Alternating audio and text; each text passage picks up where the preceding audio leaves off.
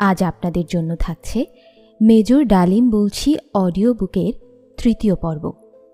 চলুন শুরু করা যাক।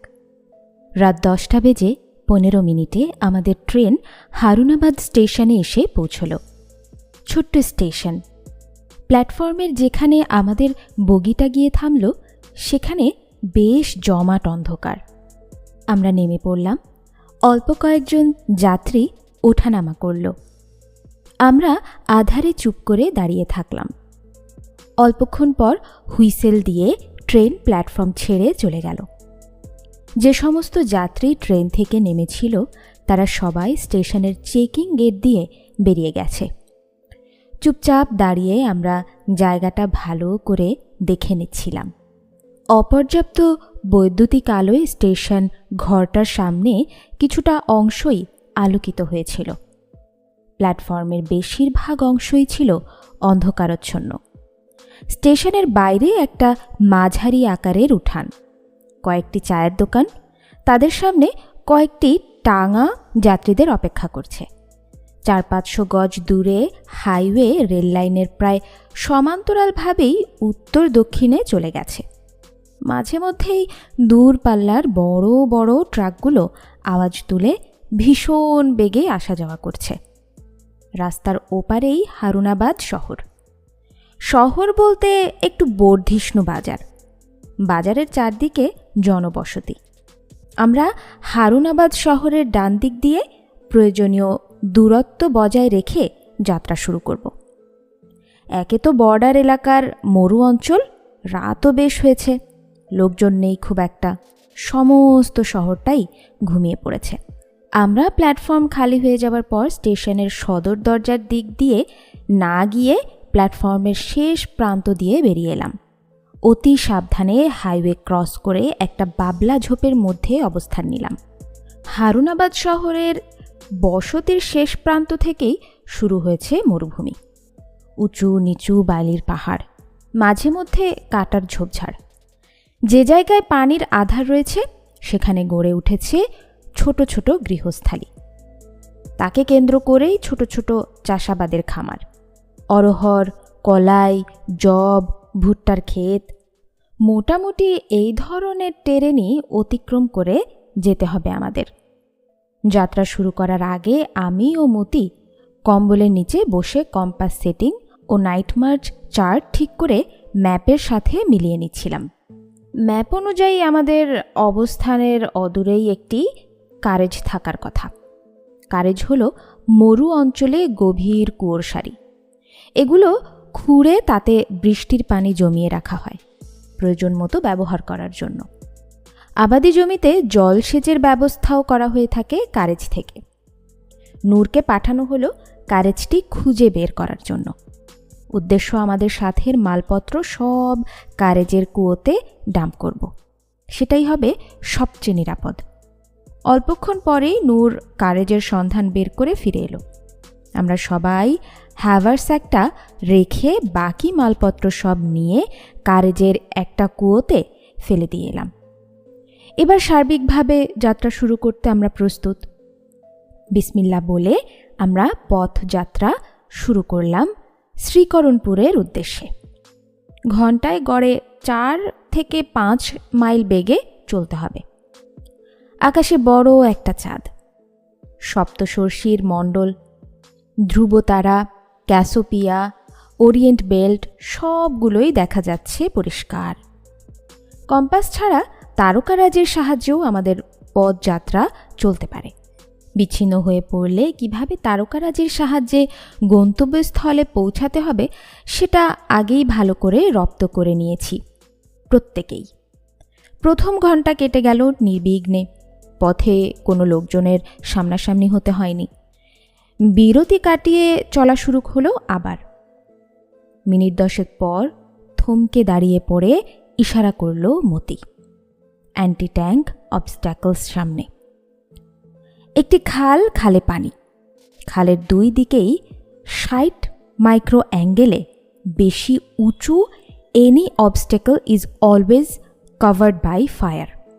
তাই ক্রসিংয়ের আগে প্রথমে রেকি করতে হবে। মতি ও আমি চললাম। একে অপরকে কভার করে চলেছি, কিছু হলে যাতে অবস্থার মোকাবেলা করা যায়। নূর অপেক্ষায় থাকল একটি বাবলা ঝোপের আড়ালে। রেকি করে দেখলাম খালে বুক পর্যন্ত পানি। হেঁটেই ক্রস করা যাবে, অসুবিধা নেই। স্রোতও নেই তেমন। পাড়ে বসে ইনফ্রারেড বাইনোকুলার দিয়ে ক্রসিং এলাকাটা ভালো করে দেখে নিচ্ছিলাম। মতি ফিরে গিয়ে নূরকে সাথে করে নিয়ে এলো। অল ক্লিয়ারের আদেশের সাথে সাথে একে একে ট্যাকটিক্যাল ক্রসিং শুরু হলো। সবার শেষে আমিও পার হয়ে গেলাম। ওপারে উঠে রুট অনুযায়ী আবার যাত্রা শুরু করলাম। গতি এবং সময়ের সামঞ্জস্যতা বজায় রেখে অবিরাম ছুটে চলেছি আমরা নিঃশব্দে। ইশারা সংকেতে প্রয়োজন মতো ভাবের আদান প্রদান চলছিল। আর 10 মিনিট হাঁটলেই দ্বিতীয় বিরতি। মতি সংকেত দিল। সবাই মাটিতে শুয়ে পড়লাম। দেখলাম 4টি উটের একটি ছোট কাফেলা। একটি বর্ডার পেট্রোল মরু অঞ্চলে এভাবেই একটি বিওপি, বর্ডার অবজারভেশন পোস্ট থেকে অন্য বিওপিতে পেট্রোলিং করা হয়ে থাকে উটের পিঠে চড়ে। ক্রোলিং করে কাছেই কাটা ঝোপের মাঝে আস্তে ঢুকে গিয়ে পজিশন নিয়ে নিথর হয়ে শুয়ে থাকলাম। পেট্রোলটি উত্তর দিকে চলে গেল।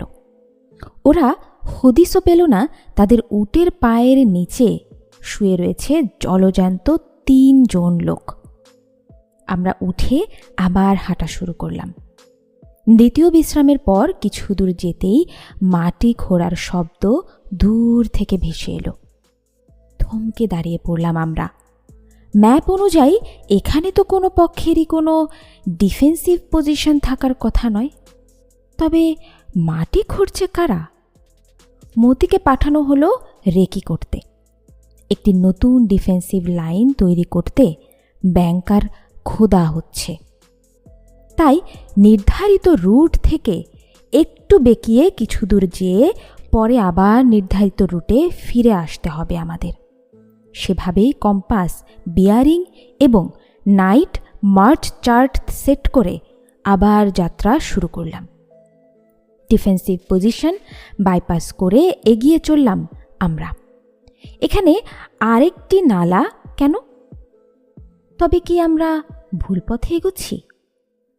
যাত্রা থামিয়ে ঝোপের আড়ালে 3 জনেই কম্বলের তলায় ঢুকে ম্যাপ দেখতে লাগলাম গভীর মনোযোগ দিয়ে। না, আমরা ঠিক পথেই চলেছি। ওটা নতুন করে খোঁড়া হয়েছে, তবে সেটার অবস্থান ম্যাপের মার্কিংয়ে নেই। কেন? আমরা বর্ডার ক্রস করে ভারতীয় ডিফেন্সের সীমানায় ঢুকে পড়েছি।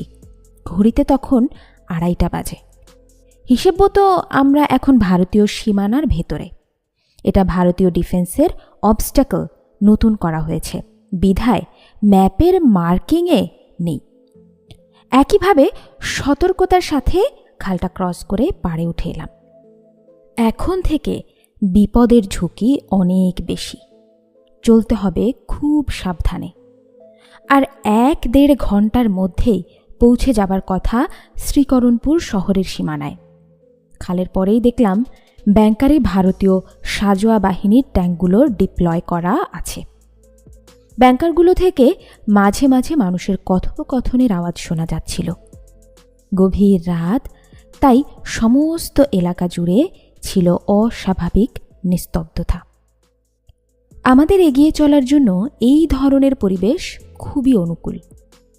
চারদিক সতর্ক দৃষ্টি রেখে ক্ষিপ্ত গতিতে ভারতীয় ডিফেন্সের বুজ্জ ভেদ করে এগিয়ে চললাম আমরা। কেউ কিছু টের পেল না। বেশ কিছু দূর চলে এসেছি। হঠাৎ দেখি অল্প দূরত্বে কয়েকটি ট্যাঙ্ক, কতগুলো গাড়ি সেগুলোকে ঘিরে রেখেছে। বুঝলাম একটি হেডকোয়ার্টার্স। ওই অবস্থানকে পাশ কাটিয়ে চুপিসারে এগিয়ে চললাম গন্তব্যস্থলের দিকে। ইতিমধ্যে দূর দিগন্তে শ্রীকরণপুরের আলোচ্ছটা দেখা যাচ্ছিল। আর মাত্র 4 অথবা 5 মাইলের পরই পৌঁছে যাব শ্রীকরণপুরে। আমাদের জোশ দ্বিগুণ হয়ে গেল। পথের ক্লান্তি ভুলে গিয়ে প্রায় দৌড়ে এগুতে থাকলাম সেই আলোচ্ছটার দিকে। 3:45 পৌঁছে গেলাম শ্রীকরণপুর শহরের সীমানায় একটি গ্রামে। গ্রামের প্রায় সবগুলি ঘর মাটি দিয়ে গড়া, প্রতিটা বাড়ির আঙিনা মাটির দেয়াল দিয়ে ঘেরা। গ্রামের ভেতর কুকুর ডাকছে। আমরা একটি পরিত্যক্ত বাড়ির উঠোনে গিয়ে বসলাম। উঠোনটিও মাটির দেয়াল দিয়ে ঘেরা। বসে বসে ভাবছি এখন আমাদের কি করা উচিত। ঠিক এই মুহূর্তে এমন সময়ে জনবিরল শহরে আমাদের ঢোকা ঠিক হবে কিনা। অপরিচিত শহরে এমন অসময়ে 3 জন লোক ঘোরাঘুরি করাটা সন্দেহজনক হবে। তাই ঠিক করা হলো সকাল হওয়া পর্যন্ত আমরা শহরে ঢুকে জনগণের মধ্যে মিশে যাব। তারপর ঠিক করা হবে কি হবে আমাদের পরবর্তী পদক্ষেপ। চুপচাপ বসে বিশ্রাম নিচ্ছিলাম। হঠাৎ করে ট্রেনের আগমনের আওয়াজ পেলাম। দেয়ালের বাইরে উঁকি মেরে দেখলাম প্রায় 6 থেকে 700 গজ দূরে একটি ট্রেন ফোঁস করতে করতে এসে থামল। বুঝলাম এটা একটা স্টেশন। মুহূর্তে সিদ্ধান্ত নেওয়া হলো ট্রেনে করে এই মুহূর্তে পালাতে হবে বর্ডার এলাকা ছেড়ে। দৌড়ে ছুটলাম স্টেশনের দিকে। কাছে পৌঁছে দেখলাম লাল রঙের একটি ট্রেন প্ল্যাটফর্মে দাঁড়িয়ে আছে। কোথাকার ট্রেন কোথায় যাবে কিছুই জানি না, কিন্তু বুঝলাম এটা যাত্রী বহনের ভারতীয় ট্রেন। স্টেশনে লোকজন একদম কম। দৌড়ে গিয়ে একটা খালি কামরায় উঠে গেলাম নির্দ্বিধায়। উঠেই দরজা জানলা ভালো করে বন্ধ করে বসলাম। কিছুক্ষণ পর ট্রেন সিটি বাজিয়ে ছেড়ে দিল। আমরা হাফ ছেড়ে বাঁচলাম। প্ল্যাটফর্মে উঠেই লক্ষ্য করেছি স্টেশনটির নাম শ্রীকরণপুর। শ্রীকরণপুর রাজস্থান প্রভিন্সের জেলা শ্রীগঙ্গানগরের অধীন একটি সাব ডিভিশন। আমাদের লক্ষ্য দিল্লি পৌঁছানো। ট্রেন তো যাচ্ছে দক্ষিণে, কিন্তু আমাদের যেতে হবে উত্তর দিকে। কিছুক্ষণ পর ট্রেনটি একটি স্টেশনে এসে দাঁড়ালো, একটি জংশন স্টেশন। উল্টো দিকে থেকে আর একটি প্যাসেঞ্জার ট্রেনের আগমন ঘটল। আমরা আস্তে করে ট্রেন বদল করে অন্যটি একটি খালি কামরায় উঠে বসলাম। আমাদের ট্রেনটা আগেই ছাড়ল। চলেছি উত্তর দিকে। পথিমধ্যে আবার শ্রীকরণপুর পড়ল। করণপুর পেছনে পড়ল। আমাদের ট্রেন আমাদের নিয়ে ছুটে চলেছে। শারীরিক ক্লান্তি এবং মানসিক উৎকণ্ঠা সব মিলিয়ে ঝিমুতে ঝিমুতে এক সময় ঘুমিয়ে পড়েছিলাম। কতক্ষণ ঘুমিয়েছিলাম জানি না। হঠাৎ ঝাঁকুনিতে জেগে উঠলাম। জানালা খুলে দেখি সকাল হয়ে গেছে। স্টেশনের নাম শ্রীগঙ্গানগর। সবাই মহা খুশি। নেমে পড়লাম স্টেশনে। বর্ডার থেকে তখন আমরা অনেকেই ভেতরে চলে এসেছি। আপার ক্লাস ওয়েটিং রুমে যেয়ে ঢুকলাম। হাত মুখ ধুয়ে পোশাক বদলিয়ে ভদ্র হয়ে নিলাম প্রথমে। তারপর বসলাম ঠিক করতে কি করা যায়। ঠিক হলো এখন থেকে আমরা 3 জনই কলকাতা বিশ্ববিদ্যালয়ের ছাত্র। স্টাডি ট্যুরে বেরিয়েছি। পুরো রাজস্থান ঘুরে বেড়াচ্ছি। 3 জনেই হিন্দু নাম গ্রহণ করলাম। আমি হলাম শ্রী সৌমেল ব্যানার্জি, মতি শ্রী মনোজ বোস আর নূর শ্রী নারায়ণ গঙ্গোপাধ্যায়। টাকা পয়সার বন্দোবস্ত করতে হবে। কলকাতা থেকে আগত বাঙালি ছাত্র, তাই পাকিস্তানি টাকা ভাঙানো বিপজ্জনক হয়ে যাবে। ঠিক হলো আংটি দুটো বিক্রি করার চেষ্টা করতে হবে। স্টেশন মাস্টারের সাথে আলাপ করে জানতে পারলাম শহর স্টেশন থেকে প্রায় 1 মাইল দূরে অবস্থিত। দোকানপাট 9টার আগে খুলবে না। অগত্যা 9টা পর্যন্ত ওয়েটিং রুমেই অপেক্ষা করতে হবে। ঠিক 9টায় 3 জনেই বেরিয়ে পড়লাম। আমারও মতির গলায় ঝুলিয়ে নিলাম ক্যামেরা দুটো। নূরের পিঠে হ্যাভারস্যাক। চোখে রেবনের সানগ্লাস। ট্যুরিস্টের মতোই লাগছিল 3 জনকে। শহরে পৌঁছে দেখলাম কয়েকটা রাস্তাকে কেন্দ্র করেই ডিস্ট্রিক্ট হেডকোয়ার্টার্স গঙ্গানগর শহর। মফস্বল শহর, তাই খুব একটা বড় নয়। শহরের প্রধান রাস্তাগুলির 2 দিকে সব দোকানপাট। একসাথে 2-3টা সোনার দোকান। সবচেয়ে বড়টিতে গিয়ে ঢুকলাম। দোকানের মালিক ধুতি নিমা পরা, তিলক কাটা মোটা গোছের একটি লোক। ধূপ ধুনো জেলে গদিতে বসে পুজো করছিল। পুজো সেরে হরিনাম জপতে জপতে আমাদের কাছে এসে প্রশ্ন করলেন, কি চাই? জবাবে বললাম, আমরা ছাত্র, কলকাতা নিবাসী, স্টাডি ট্যুরে এসে টাকা পয়সার অভাব দেখা দিয়েছে, তাই আংটি দুটো বিক্রি করতে চাই। আংটি দুটো হাতে নিয়ে পরখ করে দেখে মালিক বলল, 400 টাকা পাবে। বলে কি বেটা, আমরা জানি পাকিস্তান থেকে ভারতে সোনার দাম বেশি, তাছাড়া ভারতীয় মুদ্রার তুলনায় পাকিস্তানি মুদ্রার মূল্য অনেক বেশি। সেক্ষেত্রে মালিক আমাদের যে দাম দিতে চাচ্ছে তার দ্বিগুণ দামেই আমাদের পাওয়া উচিত। বেটা বেনিয়া আমাদের অসুবিধার সুযোগ নিয়ে ডাহা ঠকাবার চেষ্টা করছে।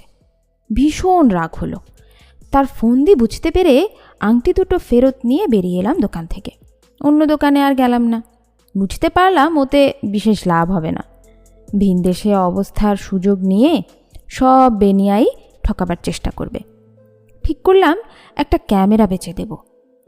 একই রাস্তার উপর সবচেয়ে বড় ক্যামেরার দোকানে গিয়ে উপস্থিত হলাম। দোকানের মালিক 24 থেকে 25 বছর বয়সের এক তরুণ। জামা কাপড় বেশ ফিটফাট।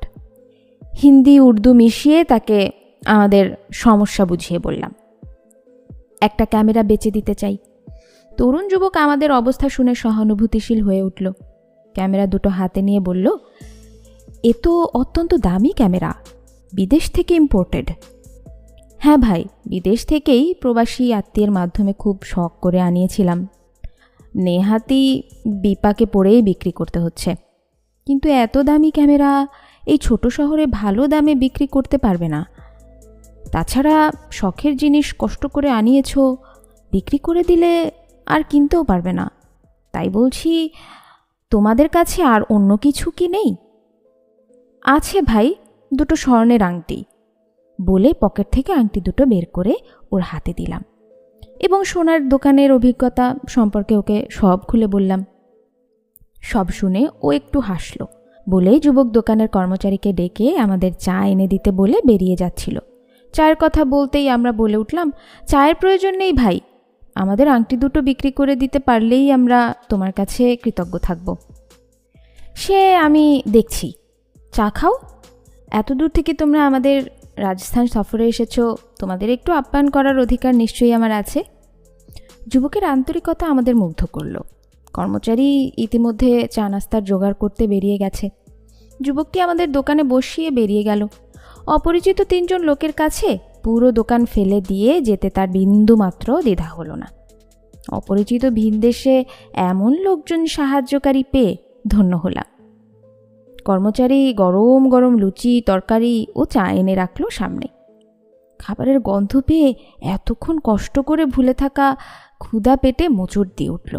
দেরি না করে গোগ্রাসে লুচি তরকারি খেয়ে গেলাম। তারপর আস্তে আস্তে সুখ করে খেলাম গরম ধুমায়িত চা।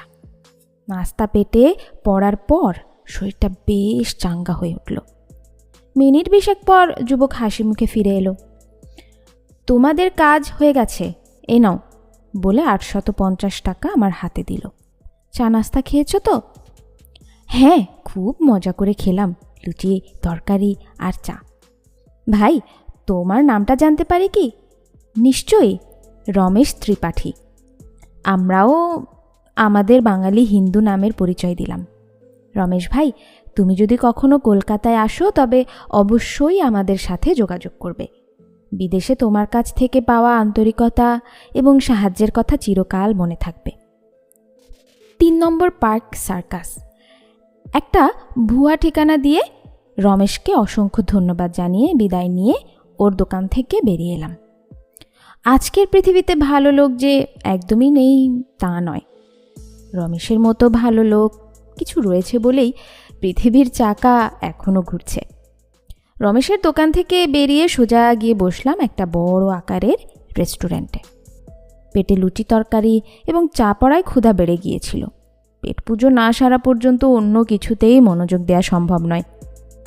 পেট ভরে খাওয়া হলো মুরগির রোস্ট, পরোটা, তরকারি এবং ঘন ডাল। হিন্দুদের অন্য ধাঁচের রান্না, চেঞ্জ অফ টেস্ট, ভালোই লাগলো। আমাদের খাওয়ার নমুনা দেখে বাচ্চা বয়টা অবাকই হয়ে গিয়েছিল। পেট পুরে খাওয়ার পর নূর গেল খবরের কাগজ কিনতে। 2-3টা খবরের কাগজ নিয়ে এসে ফিরে এলো। খবরের কাগজ খুলতেই দেখা গেল বাংলাদেশের উপর বিস্তারিত সচিত্র সংবাদ। জনাব নজরুল ইসলাম, জনাব তাজউদ্দিনের নেতৃত্বে প্রবাসে আওয়ামী লীগ সরকার গঠিত হবার সংবাদ, মুক্তি ফৌজের সংবাদ, সব কিছুই বিস্তারিতভাবে ছাপা হয়েছে। ভারতীয় সরকারের পরোক্ষ সহযোগিতার কথাও লেখা হয়েছে। রণাঙ্গনের ছবিতে মেজর খালেদ মোশাররফের ছবি ছাপা হয়েছে মুক্তি ফৌজের বীর মুক্তিযোদ্ধাদের সাথে। কাগজগুলো থেকে বুঝতে পারলাম আমরা মুক্তিযুদ্ধ সম্পর্কে যতটুকু জানতাম ঘটনা প্রবাহ তার চেয়ে অনেক বেশি এগিয়ে গেছে। সত্যিই যুদ্ধ চলছে বাংলার মাটিতে। স্বাধীনতার সংগ্রামে যোগদানের জন্য ঝুঁকি নিয়ে আমরা ভুল করিনি।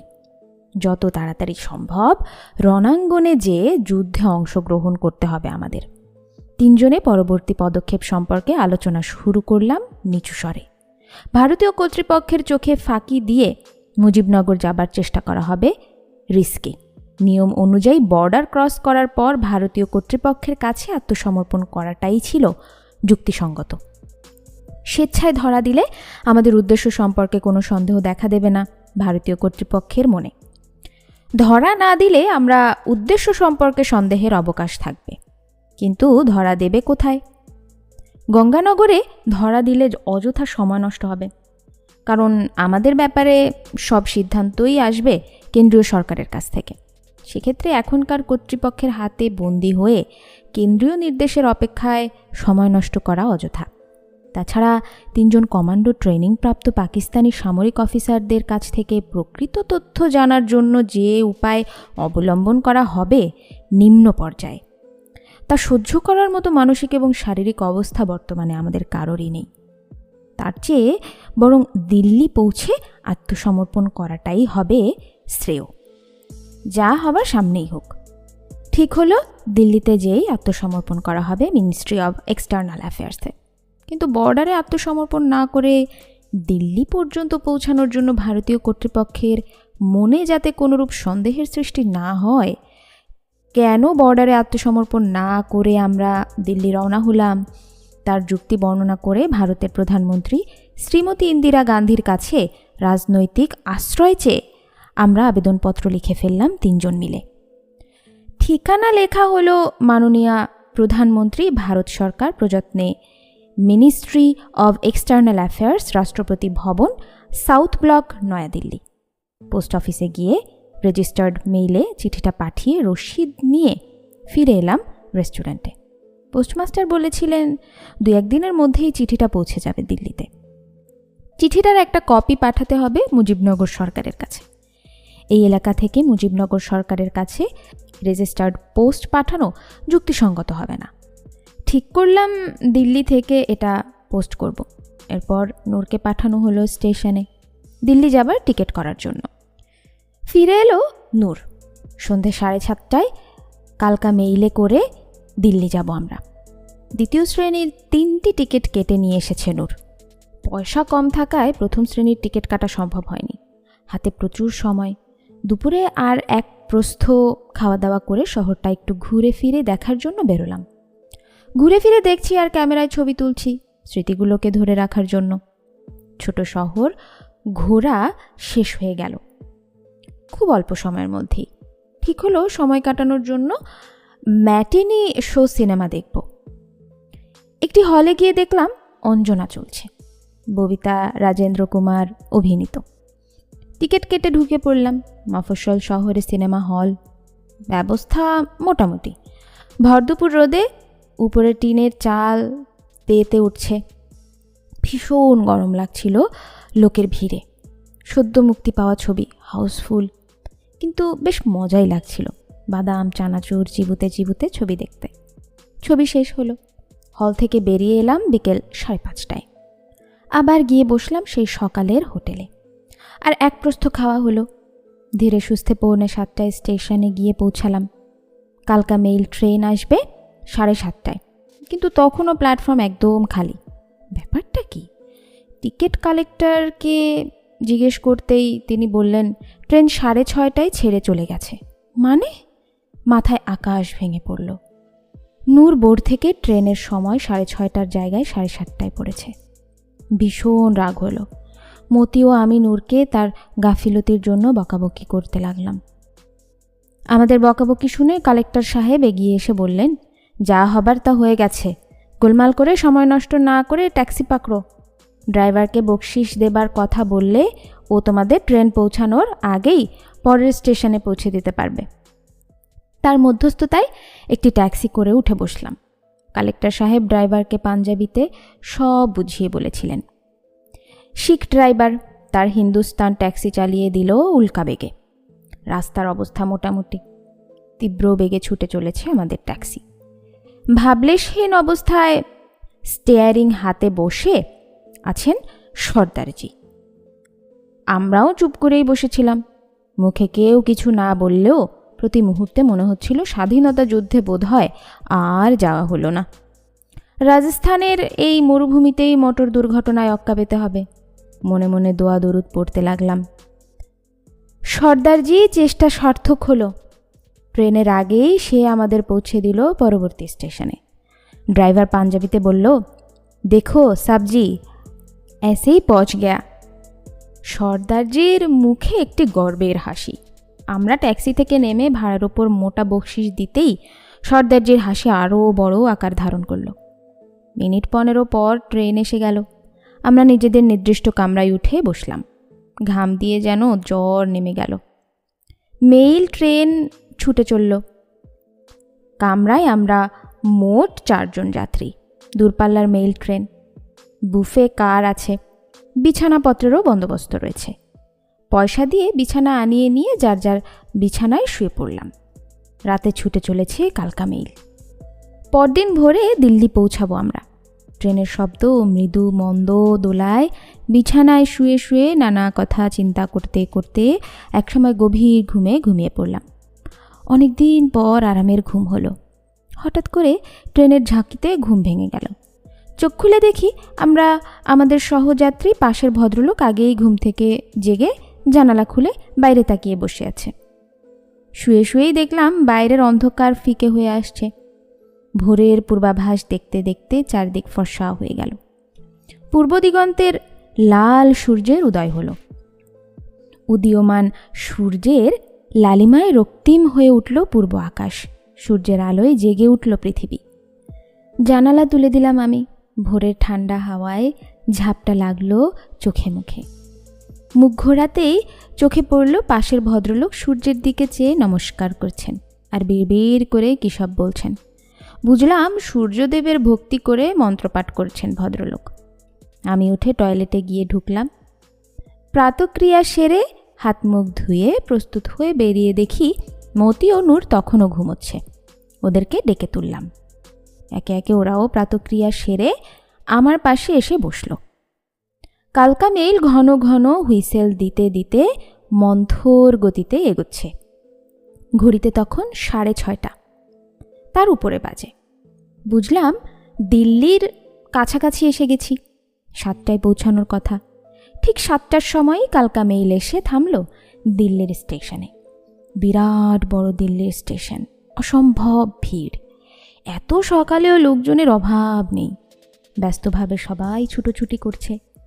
একটার পর একটা গাড়ি দাঁড়িয়ে আছে প্ল্যাটফর্মে। নির্দিষ্ট প্ল্যাটফর্মে আমাদের ট্রেন এসে থেমে গেল। ঠিক বিশ্বাস হচ্ছিল না এত সহজেই দিল্লি পৌঁছে গেলাম। ট্রেন থেকে নেমে স্টেশন থেকে বেরিয়ে এলাম। বেরোতেই ট্যাক্সিওয়ালা ঝেঁকে ধরল। একজন এসে বলল, বাঙালি বাবু ট্যাক্সি চাহিয়ে? বললাম, হ্যাঁ, নিয়ে চলো মাঝারি দামের ভালো কোনো হোটেলে। সিটি সেন্টারের কাছাকাছি হলে ভালো হয়। লে চলতে হে সাব আইয়ে বলে আমাদেরকে ওর ট্যাক্সির কাছে নিয়ে গেল। দরজা খুলে আমরা ভেতরে বসলাম।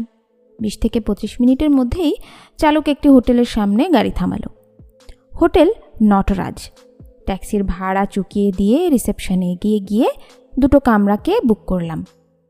একটি সিঙ্গেল রুম আমার জন্য আর একটি ডাবল রুম মতি ও নূরের জন্য। পাশাপাশি কামরাই পাওয়া গেল। পোর্টার আমাদের হ্যাভারস্যাক কাঁধে তুলে কামরায় পৌঁছে দিল। 3-4 স্টার হোটেল। ভালোই পরিষ্কার পরিচ্ছন্ন, চার্জও রিজনেবল। প্রতিটা কামরার সাথে ছোট একটা ব্যালকনি। বেলকনি থেকে দিল্লি শহরের অনেকটা দূর দেখা যায়। আমরা রুম পেয়েছিলাম 4 তলায়। প্রতিটা রুমের সাথেই রয়েছে অ্যাটাচড বাথরুম। হট শাওয়ার নেওয়ার পর ট্রেন সফরের ক্লান্তি গ্লানি সব দূর হয়ে গেল। রুম সার্ভিস ডাকিয়ে নাস্তা করলাম 3 জন একত্রে। নাস্তা খেতে খেতে ঠিক করে নিলাম 20 তারিখ সকালে নিজেদের সমর্পণ করব মিনিস্ট্রি অফ এক্সটার্নাল অ্যাফেয়ার্সে গিয়ে। ইতিমধ্যে আমাদের পোস্ট করা চিঠিও পৌঁছে যাবে কর্তৃপক্ষের হাতে। এবারে আসি দিল্লির অভিজ্ঞতা। দিল্লিতে আমাদের মিশ্র অভিজ্ঞতা হয়। উষ্ণ অভ্যর্থনায় আমরা খুশি হয়েছিলাম, কিন্তু মুক্তিযুদ্ধ এবং ভবিষ্যৎ বাংলাদেশ নিয়ে ভারতীয় নীল নকশা আমাদের হতাশ করেছিল। ভারতীয় কর্তৃপক্ষের প্ল্যান অনুযায়ী 20 এপ্রিল মিনিস্ট্রি অফ এক্সটার্নাল অ্যাফেয়ার্সে গিয়ে নিজেদেরকে সারেন্ডার করলাম রাষ্ট্রপতি ভবনের সাউথ ব্লকে। সেখানে আমাদের জেনারেল ওবান সিং, তদানীন্তন রিসার্চ অ্যান্ড অ্যানালাইসিস উইং প্রধান এর হাতে আমাদের হস্তান্তর করা হলো। তখন থেকেই রইলাম আমরা তার নিয়ন্ত্রণে। ব্রিগেডিয়ার নারায়ণ নামের এক ভদ্রলোক হলেন আমাদের সার্বক্ষণিক সঙ্গী। 4 দিন 4 রাত্রি আমাদের কঠিন সওয়াল সেশন চলল। সেশনগুলো পরিচালনা করেছিলেন বিভিন্ন গোয়েন্দা বিভাগের অভিজ্ঞ বিশ্লেষকরা। আমরা যতটুকু সম্ভব সোজাসুজি এবং সত্যি জবাবটাই দেবার চেষ্টা করেছিলাম। একদিন বিকেলে জনাব একে রায় 2 জন ভদ্রলোককে সঙ্গে নিয়ে আমাদের সাথে দেখা করতে এলেন। ভদ্রলোক 2 জন ছিলেন জনাব শাহাবুদ্দিন ও জনাব আমজাদ হোসেন।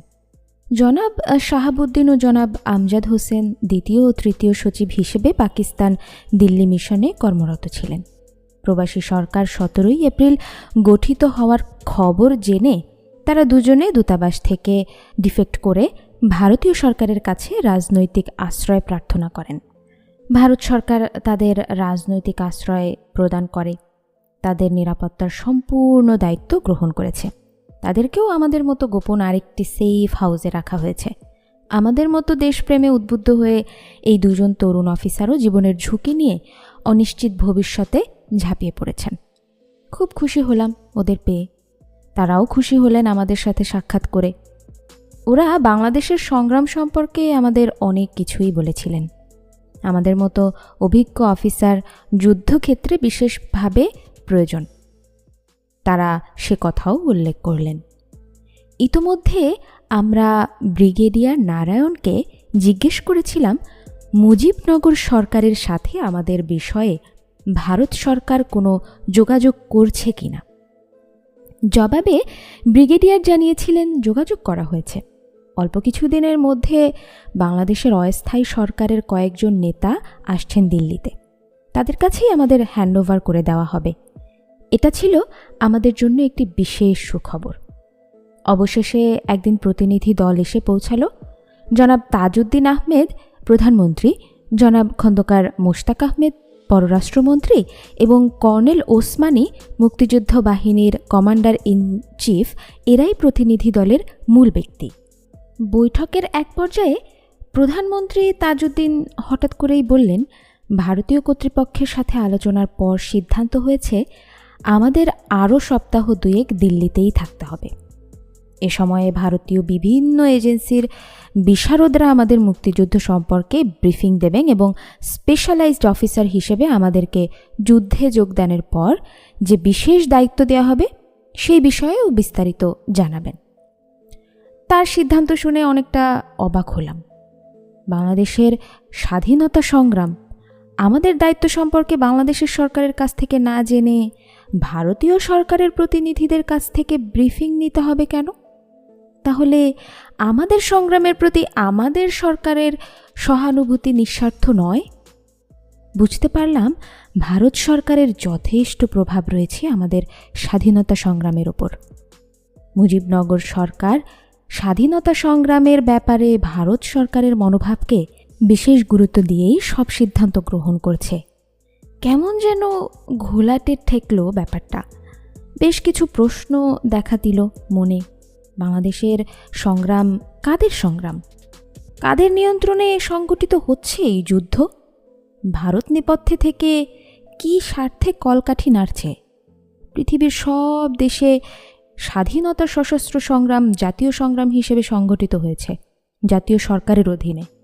আমাদের বেলায় এর ব্যতিক্রম কেন? কেন তড়িঘড়ি করে প্রবাসে দলীয় আওয়ামী লীগ সরকার প্রতিষ্ঠিত করা হলো ভারত সরকারের প্রচ্ছন্ন অনুমোদনে? ভারতীয় মুক্তি সংগ্রামে নিয়োজিত আপামর জনগণের ওপর আওয়ামী লীগের নেতৃত্ব চাপিয়ে দেওয়ার উদ্দেশ্য কী? আইয়ুব বিরোধী রাজনৈতিক সংগ্রাম থেকে শুরু করে ৬৯-এর গণ অভ্যুত্থান সব কিছু সংগঠিত হয়েছিল পূর্ব পাকিস্তানের প্রগতিশীল সবগুলো রাজনৈতিক দলের সম্মিলিত প্রচেষ্টায়। সেক্ষেত্রে আওয়ামী লীগের একলা চলো নীতি কী কারণে সমর্থন করছে ভারত সরকার? পরদিন আমাদের স্থানান্তরিত করা হলো দিল্লির পালাম আন্তর্জাতিক বিমানবন্দরের কাছে গ্যারিসন এলাকার একটি সামরিক প্রশিক্ষণ কেন্দ্রে। সেখানে পরিচয় হলো মেজর সুরজ সিংয়ের সাথে। পাকানো স্বাস্থ্যের অধিকারী মেজর সুরজ সিং একজন বিচক্ষণ কমান্ডো এবং insurgency and counter insurgency expert. Brigadier নারায়ণও তাই। এরা দুজনেই আমাদের মূল শিক্ষক। আমাদের জন্য 2 সপ্তাহের একটি ক্র্যাশ কোর্স এর বন্দোবস্ত করা হয়েছে। পাঠ্যক্রমের মধ্যে insurgency and counter insurgency, guerrilla warfare, urban warfare, jungle warfare, small arms, explosive, unarmed combat সব কিছুই রয়েছে। স্পেশালাইজড অফিসার হিসেবে আমরা 3 জনই এই সমস্ত বিষয়ে প্রশিক্ষণপ্রাপ্ত। তবুও যুদ্ধক্ষেত্রে যোগ দেবার আগে আমাদের জ্ঞানকে ঝালাই করে নেবার সুযোগ পেয়ে ভালোই হলো। শুরু হলো আমাদের প্রশিক্ষণ। এই সমস্ত বিষয়গুলোর পাশাপাশি চলল স্বাধীনতা সংগ্রাম সংক্রান্ত ব্রিফিং।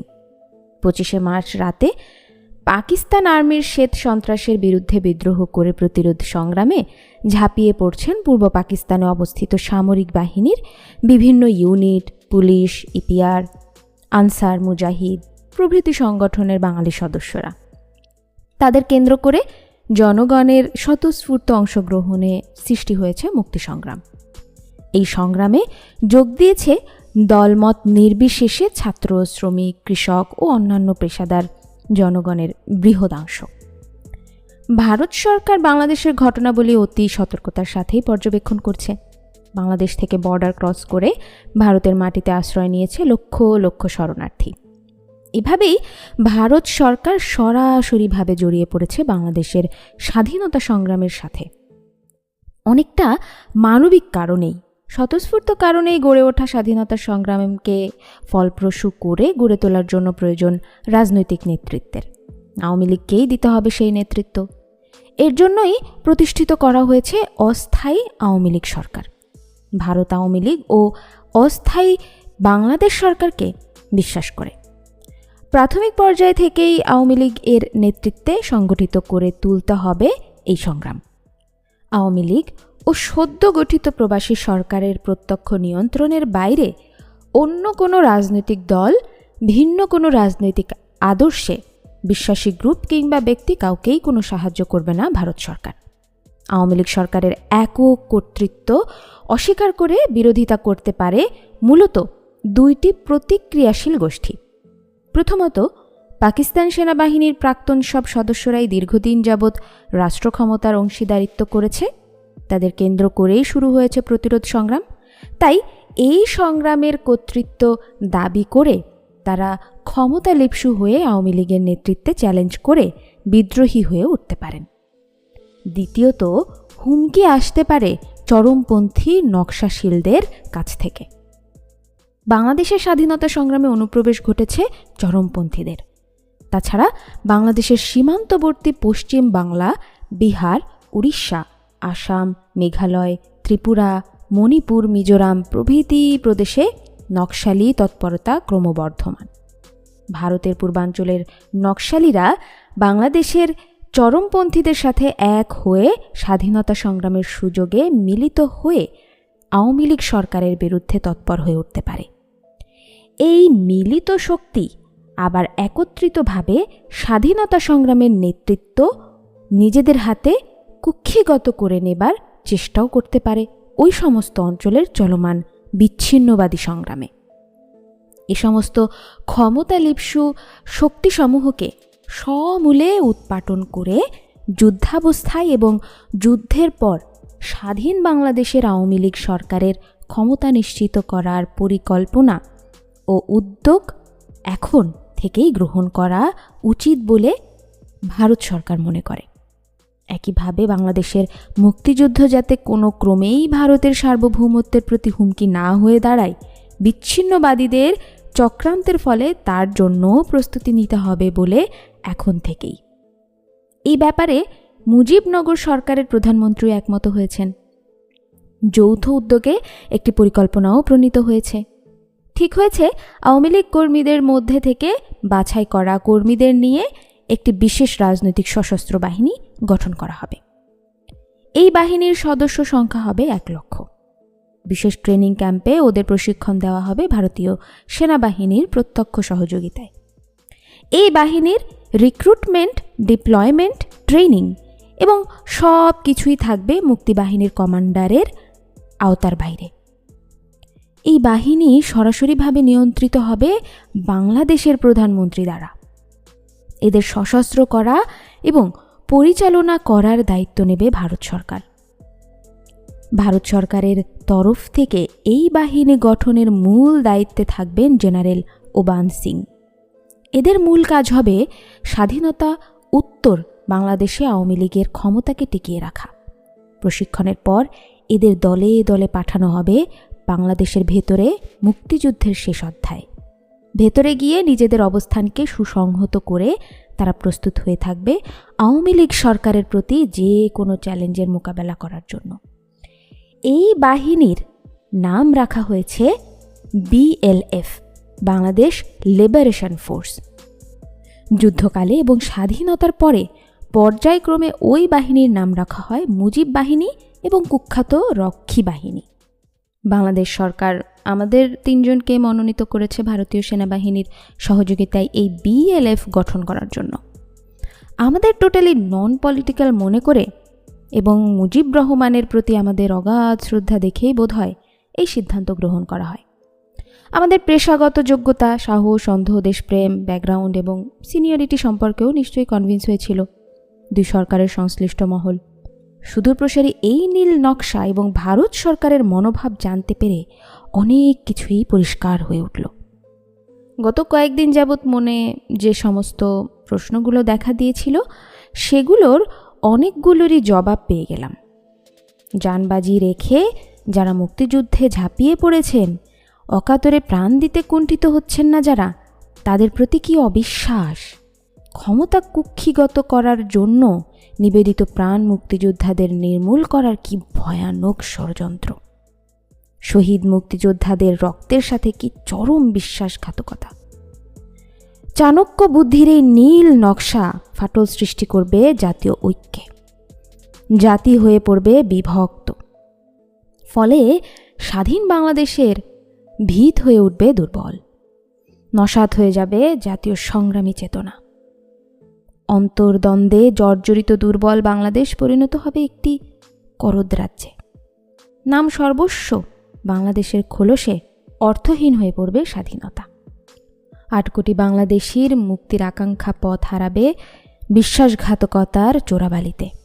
একই সাথে নির্মূল করা হবে ভারতের বিভিন্ন জাতিসত্তার স্বাধীনতার সংগ্রামগুলোকেও।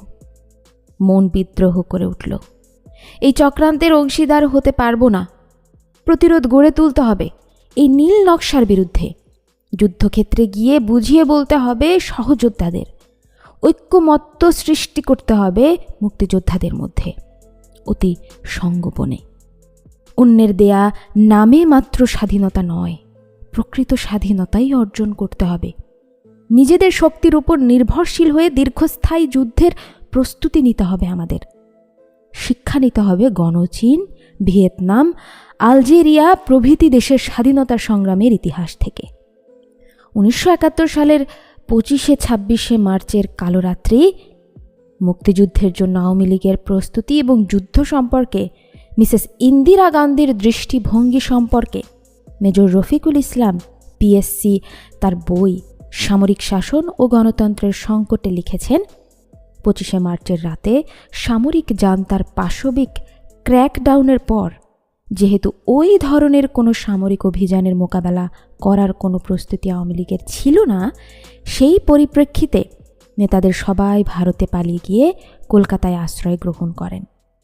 মিসেস ইন্দিরা গান্ধী অখণ্ড ভারতের স্বপ্নদ্রষ্টা পণ্ডিত জওহরলাল নেহেরুর যোগ্য উত্তরাধিকারী দীর্ঘদিন যাবৎ এই ধরনের একটি সুযোগেরই অপেক্ষায় ছিলেন। শ্রীমতী গান্ধী এই সুবর্ণ সুযোগের সময় মতো যথাযথ সদ্ব্যবহারই করলেন।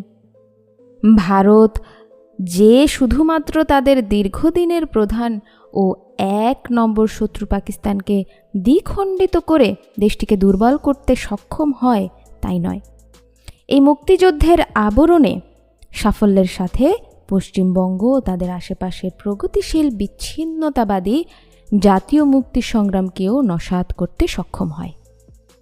25-26শে মার্চ 1971-এর বিভীষিকাময় কালো রাত্রির প্রত্যক্ষ সাক্ষী খালাম্মা, নিম্মি এবং বাপ্পি। 25-26শে মার্চে আর্মি অপারেশন এবং এর ভয়াবহ পরিণামের জীবন সাক্ষী। তাদের বর্ণনা লোমহর্ষক এবং এক করুণ উপাখ্যান। ফেব্রুয়ারির শেষে মা খালাম্মা কলকাতা থেকে ঢাকায় আসেন। উদ্দেশ্য দেশের অবস্থা দেখে শুনে প্রয়োজন হলে আমাকেও নিম্মিকে সঙ্গে নিয়ে কলকাতায় ফিরে যাবেন। 25শে মার্চ রাত প্রায় 10টা অবধি তিনি শেখ সাহেবের বাসাতেই ছিলেন। 32 নং ধানমন্ডি থেকে লালবাগের বাসায় ফেরেন রাত প্রায় 10:30টায়। বাসায় ফেরার পর সবাই তাকে ধরে বসলাম। নেতা কি বললেন? মা শুকনো বিচলিত কণ্ঠে জবাব দিলেন, নেতাকে অনেক বোঝানোর পরেও তিনি আন্ডারগ্রাউন্ডে যেতে রাজি হলেন না।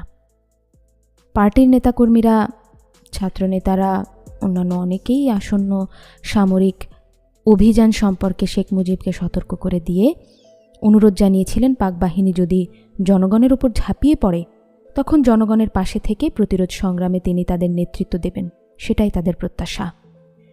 কিন্তু শেখ মুজিবুর রহমানের এক কথা, তিনি গণতন্ত্রে বিশ্বাসী, অস্ত্রের রাজনীতিতে তিনি বিশ্বাস করেন না। পাক বাহিনী নিরীহ জনগণের ওপর শ্বেত সন্ত্রাসের স্টিম রোলার চালিয়ে দেবে এই ধারণা সম্পর্কে তার দ্বিমত ছিল। তিনি উপস্থিত সবাইকে বলেছিলেন প্রয়োজন বোধে সামরিক জান্তা তাকে বন্দি করবে, কারণ তাদের বিরোধ তার সাথে। কিন্তু অনেকেই যুক্তি দিয়ে বোঝানোর চেষ্টা করেছিল যে বর্তমানের দ্বন্দ্ব শুধু সামরিক জান্তা এবং শেখ মুজিবুর রহমানের মধ্যে সীমাবদ্ধ নয়। আজকের দ্বন্দ্ব সামরিক জান্তা এবং বাংলাদেশের জনগণের মধ্যে। এই সত্যকে অস্বীকার করা হবে মারাত্মক ভুল। বাংলাদেশের প্রতিটি মানুষ আজ স্বাধীনতার জন্য উন্মুখ, যে কোনো ত্যাগ স্বীকার করতেও তারা প্রস্তুত। এক্ষেত্রে নেতৃত্বের দায়িত্ব হবে তাদেরকে সংগঠিত করে যে কোনো অবস্থার মোকাবেলা করার জন্য সার্বিকভাবে প্রস্তুত থাকা। সামরিক অভিযানের মোকাবেলায় প্রয়োজন বোধে অস্ত্রও হাতে তুলে নিতে হতে পারে। এর জন্য মানসিকভাবে নেতৃত্ব ও জনগণকে তৈরি করে বাস্তব পদক্ষেপ গ্রহণের প্রস্তুতিও নেওয়া উচিত। এতেই কমবে সার্বিক ক্ষয়ক্ষতি। জনগণ ছিনিয়ে নিতে পারবে তাদের ঈপ্সিত স্বাধীনতা।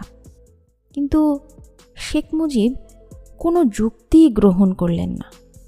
তার শেষ কথা, 27শে মার্চ দেশব্যাপী হরতাল পালিত হবে। এ কর্মসূচি ঘোষণা করে তিনি সবাইকে বিদায় করলেন। ঘোষণার সাথে এটাও তিনি বলেছিলেন, পাক বাহিনীর আক্রমণের ভয় যারা করেন তারা গোপন আস্তানায় গা ঢাকা দিতে পারেন। সেদিন রাতে যারা 32 নং ধানমন্ডিতে সমবেত হয়েছিলেন তারা তার নেতিবাচক মনোভাবে হতাশ হয়েই ফিরে গিয়েছিলেন তার ঘোষণা শোনার পর। মাও ফিরে এসেছিলেন চিন্তিত মন নিয়ে। যেখানে সবাই ধারণা করেছে পাক বাহিনী সামরিক অভিযান চালাবে, সেখানে শেখ মুজিব এবং আওয়ামী লীগ নেতৃত্ববৃন্দের কি কোনো কিছুই করার নেই? জনগণকে সেই ধরনের শ্বেত সন্ত্রাসের হাত থেকে রক্ষা করার কোনো দায়িত্বই কি নেই জনাব শেখ মুজিব ও তার দলের? তাহলে সেই চরম পরিস্থিতির হাত থেকে সাধারণ নিরস্ত্র জনগণকে বাঁচাবে কোন নেতৃত্ব? শেখ মুজিব ও তার দল আওয়ামী লীগকেই তো নেতৃত্ব স্থানে মেনে নিয়েছে দেশবাসী। তাদের ডাকেই তো সাড়া দিয়েছে সংগ্রামকে এই পর্যায়ে নিয়ে এসেছে জনগণ অনেক ত্যাগের বিনিময়ে। সংগ্রামের চরম পর্যায়ে কেন তবে শেখ মুজিব পিছিয়ে যাচ্ছেন জনগণকে আগে ঠেলে দিয়ে, এ সমস্ত প্রশ্নগুলোর জবাব খুঁজে না পেয়ে মা চিন্তিত হয়ে পড়েছিল।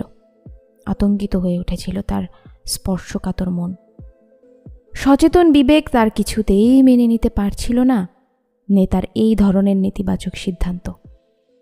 সব বৃত্তান্ত শুনে আমরা সবাই হতবাক। এটাই যদি শেষ সিদ্ধান্ত হয়ে থাকে তবে কি করার আছে? শ্বাসরুদ্ধকর অবস্থায় সময় অতিবাহিত করা ছাড়া কিছুই করার নেই। একমাত্র সময়ই বলতে পারবে শেখ মুজিবের চিন্তা ভাবনা ও তার সিদ্ধান্তের যৌক্তিকতা কতটুকু। মার সিদ্ধান্ত অনুযায়ী আজ রাতটা সবাই জেগেই কাটাবো ঠিক হলো। বাবুন ও আমি খাবার পর কিছুক্ষণের মধ্যে বাইরে বের হলাম অবস্থা বুঝে আসার জন্য। রাত প্রায় 11:30 দিকে ফিরে এসে জানলাম নিউ মার্কেটে ইউনিভার্সিটি এলাকায় আর্মি টহল দিচ্ছে। রেডিও স্টেশনেও কড়া আর্মি নিরাপত্তা বহাল করা হয়েছে। সমস্ত শহর ছেয়ে গেছে আর্মিতে। রাত বেশ গভীর। হঠাৎ গড়গড় করে শব্দ, কিছু একটা এগিয়ে আসছে বলে মনে হলো। শব্দটা ভালো করে শুনে আমি বললাম, শহরে ট্যাঙ্ক নামানো হয়েছে। ওই বিকট গড়গড় শব্দটা ট্যাঙ্ক চলার শব্দ। শহরে এত রাতে ট্যাঙ্ক কেন? এক অজানা আশঙ্কায় সবার চোখ মুখ শুকিয়ে গেল। দেয়াল ঘড়িটাতে সময় এগিয়ে চলেছে টিকটক টিকটক। ঠিক প্রায় রাত 12টা। আচমকা রাতের নীরবতা ভেঙে গর্জে উঠল কামান, মর্টার, ট্যাঙ্ক, মেশিনগান, রিকেএলএস রাইফেল। কেঁপে উঠল গোটা ঢাকা শহর। জানালার কয়েকটি কাঁচ ভেঙে চুরমার হয়ে গেল ভূকম্পনে। ঘটনার আকস্মিকতায় সবাই হুমড়ি খেয়ে পড়লাম ঘরের মেঝেতে। আমি তড়িৎ গতিতে ঘরের আলো নিভিয়ে দিলাম। সব রকম অস্ত্র নিয়ে পাক বাহিনী ঝাঁপিয়ে পড়েছে ঘুমন্ত বাঙালি জাতির ওপর। গোলাগুলির আওয়াজ আসছে সব দিক থেকেই। হামাগুড়ি দিয়ে এগিয়ে গিয়ে জানলার ফাঁক দিয়ে বাইরে তাকালাম। সমস্ত আকাশ ফ্লেয়ার ও ট্রেসারের আলোতে উদ্ভাসিত। আগুনের ফুলকির মতো ছুটে চলেছে আগুনিত ট্রেসার বুলেট। আজিমপুর নিউ মার্কেটে, পিলখানা, ইউনিভার্সিটি এলাকায় দাউ দাউ করে আগুন জ্বলছে। আকাশে পেঁচিয়ে উঠে যাচ্ছে কালো ধোঁয়ার কুণ্ডলী। অল্পক্ষণ পরে আকাশ বাতাস বিদীর্ণ করে শোনা গেল মানুষের মরণ কান্না, আহতের আর্তনাদ। আবাল বৃদ্ধ বনিতার মৃত্যু যন্ত্রণার হাহাকার পরিষ্কার শোনা যাচ্ছে। শ্বেত সন্ত্রাসের পাশবিক তাণ্ডব লীলায় কিংকর্তব্য বিমূঢ় হয়ে একে অপরকে জড়িয়ে ধরে মাটিতে পড়ে থাকলাম সবাই। এভাবেই কেটে গেল রাত। সকাল হলো। পোড়া বারুদের গন্ধে বাতাস ভারী হয়ে আছে। রেডিও খুলতেই শোনা গেল বিশেষ জরুরি ঘোষণা। গতকাল মধ্যরাত থেকে কারফিউ জারি করা হয়েছে। জনগণকে বাইরে বেরোতে মানা করা হয়েছে। জাতীয় স্বার্থ বিরোধী কার্যকলাপের সাথে না জড়ানোর জন্য হুঁশিয়ার করে দেওয়া হচ্ছে সবাইকে। কারফিউ জারি করা হয়েছে অনির্দিষ্টকালের জন্য। কিছুই করার নেই। শেখ মুজিব ও তার দলের চিন্তা ভাবনা ভুল প্রমাণিত হলো। আমরা সবাই নেতার কথাই ভাবছিলাম। ক্ষণিকের জন্য মনে ভেসে উঠেছিল তার চেহারাটা। নেতা কি অবস্থায় আছেন? আওয়ামী লীগের অন্যান্য নেতৃবৃন্দই বা কোথায়? কারফিউ চলছে, বেরোবার কোনো উপায় নেই। বাসায় দরজা জানালা বন্ধ করে পুরো 26শে মার্চ সবাই অন্তরীণ হয়ে থাকলাম। সন্ধ্যার পর আবার গোলাগুলি, আর্তনাদ, মিলিটারি বহনকারী যানবাহন চলাচলের শব্দ, ভারী বুলেটের আওয়াজ। রাস্তায় নিশ্চুপ হয়ে আলো নিভিয়ে ভীত সন্ত্রস্ত হয়ে দোয়া কালাম পড়তে থাকলাম সবাই। অত্যন্ত অসহায় অবস্থা। যে কোনো মুহূর্তে দরজা ভেঙে বাড়িতে ঢুকে পড়তে পারে জল্লাদ বাহিনী। শুরু হতে পারে লুটরাজ, মারপিট, ধর্ষণ। বাড়ির সবচেয়ে নিরাপদ স্থানে লুকিয়েছিলাম আমি, বাবুন, মুন্নি, নুন্নি এবং মাও। মেয়েদের সবাইকে ছাদে পানির ট্যাঙ্কে লুকিয়ে রাখা হলো। চরম যে কোনো অঘটন ঘটার প্রতীক্ষায় অসহায় চেতনাহীন অবস্থায় বসে রইলেন মুরব্বীরা। সময় কাটছিল না কিছুতেই। ভোর হলো এক সময়। সূর্যের আলোয় প্রাণ ফিরে পেয়ে জীবন্ত হয়ে উঠলাম সবাই। রেডিও খুলতেই ঘোষণা শোনা গেল, সরকার কিছু সময়ের জন্য কারফিউ তুলে নিয়েছে। সাধারণ জনগণের সুবিধার্থে ঘর থেকে সামনের রাস্তায় বেরিয়ে এলাম। 5 থেকে 6 জন ইপিআর এবং বাঙালি সৈনিকদের একটি ছোট দল ছুটে আসছে দেখতে পেলাম। তাদের মধ্যে 2 জন গুরুতরভাবে আহত। রক্তে ভেসে গেছে ওদের পরিধেয় কাপড় চোপড়। কাছাকাছি পৌঁছে তাদের একজন আকুতি করে জানালো, ভাই একটু পানি দেন। বললাম, নিশ্চয়ই, আসুন আমাদের বাসায়। না ভাই, আমাদের সময় নেই, অতি কষ্টে পালিয়ে বেঁচেছি। নদীর ওপারে না পৌঁছার আগে আমরা নিরাপদ নই। খান সেনারা আমাদের মতো সবাইকে হন্যে হয়ে খুঁজে বেড়াচ্ছে, দেখতে পেলে রক্ষা নেই, কুকুরের মতো গুলি করে মারবে। আমি দৌড়ে গিয়ে ববুনের সহায়তায় বালতি করে পানি এনে তাদের খাওয়ালাম। পানি খাবার পর ওরা কিছুটা প্রকৃতস্থ হলো। আপনাদের এই অবস্থা কেন জিজ্ঞেস করলাম। ভাই, হানাদার বাহিনী সব শেষ করে ফেলেছে। তারা মাঝরাতে অতর্কিত হামলা করে পিলখানা, পুলিশ লাইন এবং ক্যান্টনমেন্টের বাঙালি ইউনিটগুলোর ওপর ঘুমন্ত অবস্থায় মারা গেছে হাজার হাজার সৈনিক। যারা পেরেছে তারা পালিয়ে বেঁচেছে আমাদের মতো। বস্তিগুলো আগুন দিয়ে পুড়িয়ে দেওয়া হয়েছে। ইউনিভার্সিটির হলগুলোকে গোলার ঘায়ে ধূলিসাৎ করে দেওয়া হয়েছে। মারা গেছে অসংখ্য ছাত্রছাত্রী। সমস্ত শহরে আর্মি টহল দিচ্ছে। কাউকে দেখে এতটুকু সন্দেহ হলেই গুলি করে হত্যা করে দিচ্ছে। আপনাদের মতো তরুণরাই ওদের টার্গেট। ভাই, আপনারাও পালান, চলে যান শহর ছেড়ে গ্রামে। হানাদার বাহিনীর কবল থেকে জাতিকে বাঁচাতে হলে গড়ে তুলতে হবে প্রতিরোধ সংগ্রাম। এই সংগ্রামে আপনাদের মতো তরুণ যুবকদের প্রয়োজন হবে সবচেয়ে বেশি। আচ্ছা চলি ভাই, বেঁচে থাকলে দেখা হবে ইনশাল্লাহ। বিদায় জানিয়ে একইভাবে দৌড়ে চলে গেল ওরা। জোয়ান ভাইদের কথা শুনে স্তম্ভিত হয়ে গিয়েছিলাম সবাই। কি ব্যাপার? কি করে এতটা বর্বর আর হিংস্র হয়ে উঠতে পারল পাকিস্তানের শাসকরা? তাদের হঠকারী পদক্ষেপ পাকিস্তানের অখণ্ডতার মূলেই কুঠারাঘাত হেনেছে। এরপর পূর্ব পাকিস্তান কোনো ক্রমেই আর পাকিস্তানের অংশ হিসেবে থাকতে পারে না। স্বাধীন বাংলাদেশ কায়েম করেই এই ন্যাক্কারজনক শ্বেত সন্ত্রাসের জবাব দিতে হবে। কারফিউ উঠিয়ে নেয়ার সুযোগে বাইরে বেরিয়ে অবস্থাটা সচক্ষে একটু দেখে আসার ইচ্ছে হলো। বাসায় ফিরে প্রস্তাবটা দিতেই মা, বাবুন এবং নিম্মি সঙ্গে যেতে চাইল।